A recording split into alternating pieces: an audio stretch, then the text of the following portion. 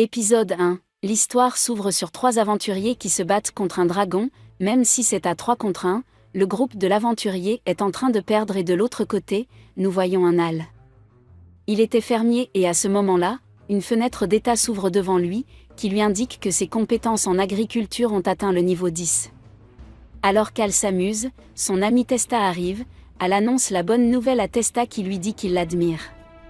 Bien que Testa soit un pêcheur, ses compétences n'ont pas atteint le niveau 10, alors qu'Al a déjà atteint le niveau 10 en agriculture et en pêche, et son point d'attaque est absurdement élevé, atteignant 72 000 points d'état. Al se souvient soudain qu'il doit se rendre à la capitale pour vendre ses récoltes. Il part et, sur son chemin il voit le dragon. Il pense que s'il peut distraire le dragon ne serait-ce qu'un petit moment, les aventuriers auront une chance de l'abattre. Il lance une carotte sur le dragon mais à son grand étonnement, le dragon explose, il se souvient maintenant que c'était grâce à sa grande puissance d'attaque. Al s'enfuit rapidement de la scène et les aventuriers encore choqués, par ce qui s'est passé trouvent sur la route des traces de chariots qui se dirigeaient vers la capitale. À la porte de la capitale, une fille est en train d'être enlevée mais elle la sauve. Ne voulant pas perdre de temps, il part rapidement et va vendre ses récoltes. Lorsqu'il revient à la porte, les gardes l'arrêtent et lui demandent s'il a fait quelque chose de mal. La fille qui l'a sauvé arrive et lui dit que c'était son ordre.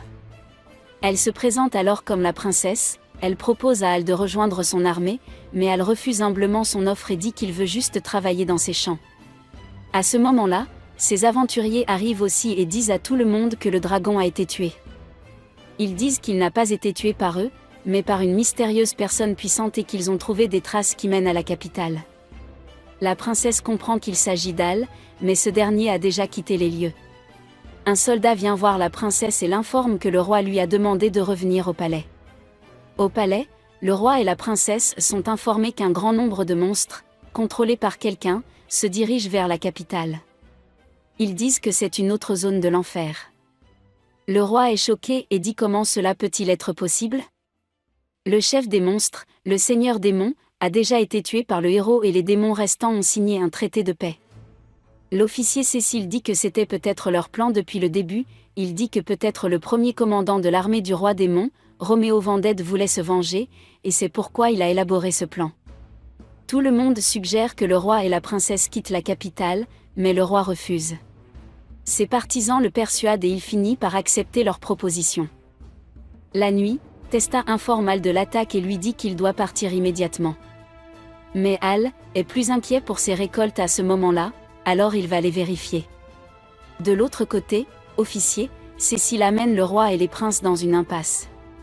Ils sont encerclés par le monstre et Cécile révèle sa véritable identité, il était Roméo. Ils se battent tout mais le roi est en train de perdre, à ce moment-là elle arrive et les sauve. Roméo fait de son mieux et attaque Al de toutes ses forces mais elle le bête facilement. Après la défaite de Roméo, tous les démons s'enfuient. Au palais, le roi offre à Al un poste dans l'armée, mais il refuse et leur dit qu'il aime seulement cultiver. La princesse offre à Al un terrain de 33 000 pieds carrés et lui demande de rejoindre la guilde, car la menace du monstre n'est pas encore terminée. Al accepte le marché. Épisode 2, la princesse emmène Al dans toute la ville et il lui demande si elle a le droit d'être ici.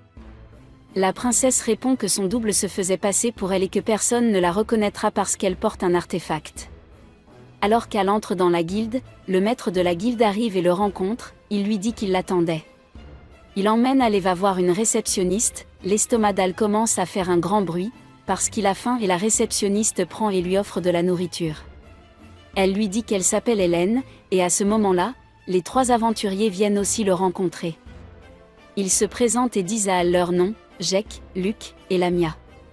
Lamia dit à Al qu'à l'avenir il pourra leur demander de l'aide et ils partent. Hélène parle à Al des rangs des aventuriers, qui vont du ranger au rang SS. Elle dit à Al, qu'il va commencer en tant qu'aventurier de rangée et lui donne une quête de rangée. Comme Al n'a pas d'équipement de protection, elle lui donne une robe qui améliore sa défense. Alors qu'il ramasse des herbes dans la forêt, Al est attaqué par une femelle orque mais Jake le sauve. Alors qu'ils discutent tous, ils ressentent bientôt une grande peur et une pression énorme, un dragon noir passe près d'eux et Al essaie de regarder son état, ce qui effraie tout le monde. La nuit, Hélène se réveille à cause d'un cauchemar. À la guilde, la mère d'accueil d'Hélène lui demande si elle va bien. Elle lui dit d'aller chez le médecin après son travail. Al arrive et dit qu'il a quelque chose d'urgent à signaler. Lors de la réunion, Al et les aventuriers discutent du dragon et disent qu'il pourrait s'agir du dragon maléfique Ouroboros. Bientôt, Hélène s'évanouit et Al va la voir. Là, sa mère adoptive lui raconte qu'elle a trouvé Hélène il y a 15 ans, allongée au bord d'un lac Mecca par son nom, elle ne se souvient de rien de son passé. Al dit qu'il va l'aider et part à la recherche d'informations sur elle et son lien avec Ouroboros. Al reçoit l'aide des princes et il découvre qu'il y a 15 ans, le village d'Onoru a été détruit par le virus. Al décide de s'y rendre et la princesse le rejoint. Au village Onoru, Al entend la voix d'un enfant et bientôt il le voit, mais la princesse n'a pas pu le voir. Al lui demande s'il s'agit d'un fantôme et l'enfant lui répond que oui et lui dit qu'il s'appelle Rei. Épisode 3, Rei raconte à Al son passé et le fait qu'il était le frère d'Hélène.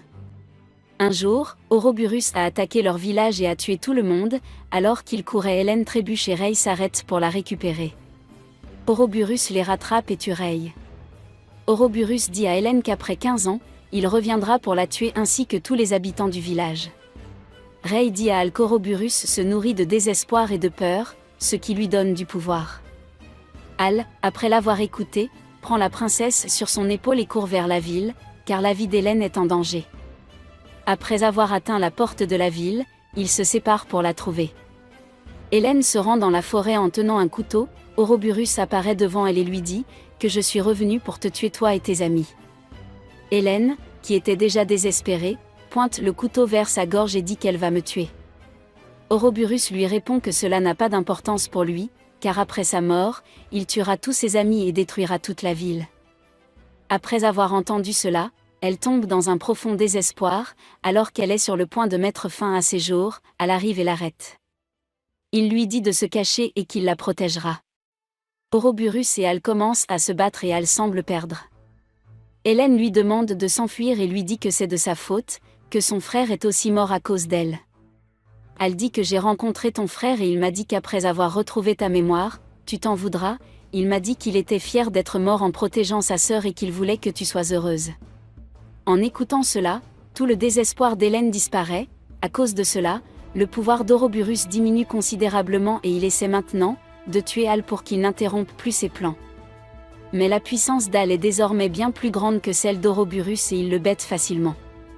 Alors qu'Al était heureux et pensait que tout était fini, Hélène arrive et le poignarde. Épisode 4, Hélène poignarde Al, et en essayant de comprendre ce qui s'est passé, Al saute en arrière pour boire sa potion de guérison mais la fait tomber accidentellement. Il demande à Hélène pourquoi tu as fait ça. Hélène rit et s'apprête à tuer Al lorsque le dragon sacré Mirage arrive et sauve Al. Mirage dit à Al que ce n'était pas Hélène, mais qu'Ouroboros avait pris possession du corps d'Hélène et le contrôlait. Il dit à Al que je vais lui donner mon pouvoir et que tu dois le vaincre.